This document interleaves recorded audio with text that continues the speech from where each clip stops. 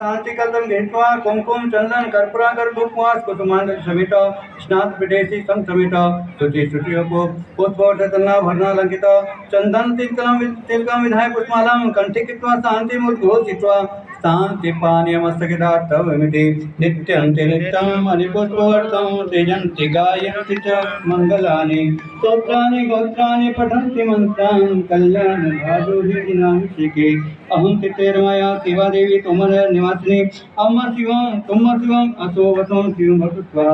शिवमस्तु सर्व जगत और हितनेता भवन्तु भूतगणा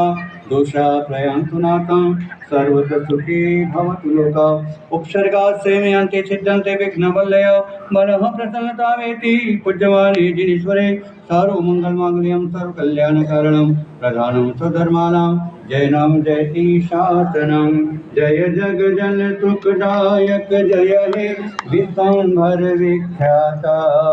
अस्तु श्री सुत भावानंदन भवभंजन भगवंता अजरामर प्रभु अलक निरंजन अविनाशी अकलंका तुम नामे जग जागे